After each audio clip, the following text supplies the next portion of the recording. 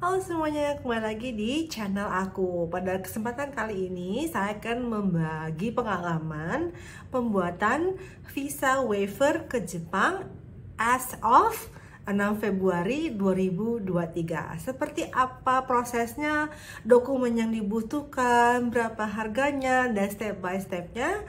Saksikan terus video saya kali ini.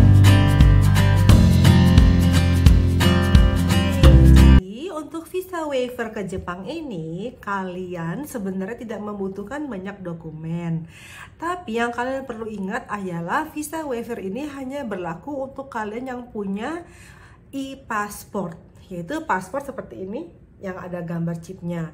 Jadi kalau kamu pemegang kartu e-passport ini Indonesia, kalian bisa register untuk visa waiver ke Jepang. Nah, dan untuk visa waiver ke Jepang ini tidak butuh apapun untuk apply-nya, untuk registernya. Hanya cukup membawa paspor ini aja ke kantor VFS Global. Nah, tapi sayangnya untuk visa waiver ini kalian hanya bisa melakukan di kantor VFS Global Jakarta di Kuningan City. Jadi tidak bisa dilakukan di kantor VFS Global di kota lain. Nah, kebetulan saya domisili di Bali, itu harus datang ke Jakarta. Kebetulan juga memang ada urusan ke Jakarta, jadi ya sekalian buat visa waivernya untuk ke Jepang gitu.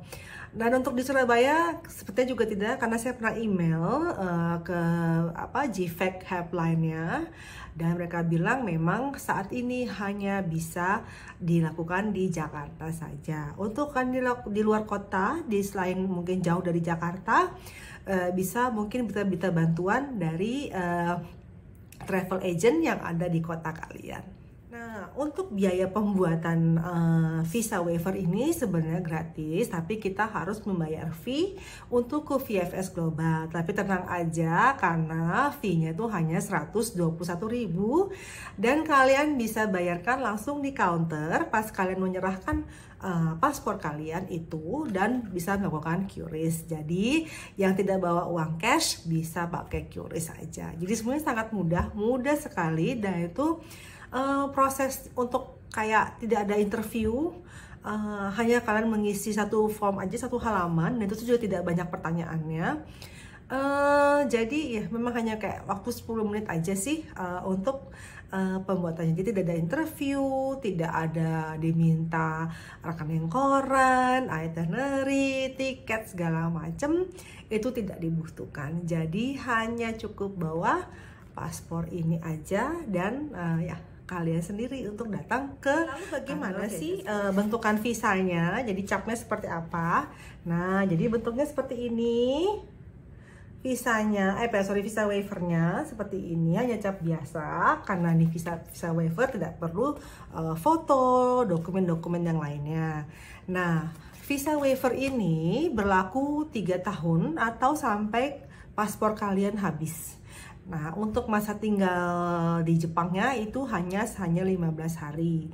Kalau lebih dari 15 hari, berarti harus apply visa Jepang yang sesuai dengan ketentuan mereka. Kalau memang kamu turis atau mau paper entry atau bisnis, itu apply dengan prosedur secara normal. Jadi tidak bisa diberikan visa waiver ini.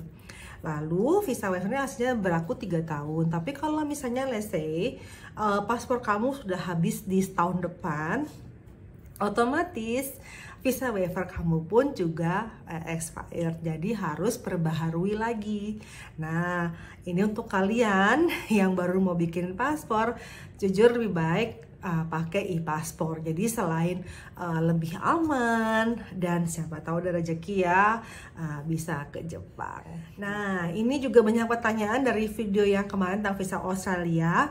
Visa turis Australia, perlukah akan ditanyakan, perlukah ada cap negara lain apa bagaimana?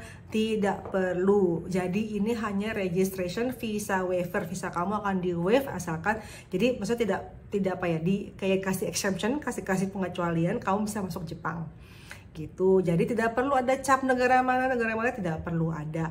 Yang penting kamu pemegang e-paspor ini dan datang ke dan register paspor kamu gitu. Jadi tidak perlu lagi berapa minimal tabungan, tidak, karena tidak ditanyakan karena visa waiver ya. Kalau kalian pemegang paspor biasa, iya harus ada dokumen-dokumen yang kalian submit, yang ada list dokumen yang kalian harus submit. Tapi kalau visa waiver tidak perlu. Jadi memang ya nyaman sekali dan ya enak banget gitu. Untuk visa waiver ini masa pembuatannya itu 5 hari kerja dan ini benar-benar on time 5 hari ya. Jadi saya masukin hari Kamis, dapat terima email Selasa sorenya setelah office hour bahwa visa saya sudah bisa diambil di Kuningan City. Untuk pengambilan paspor kalian ini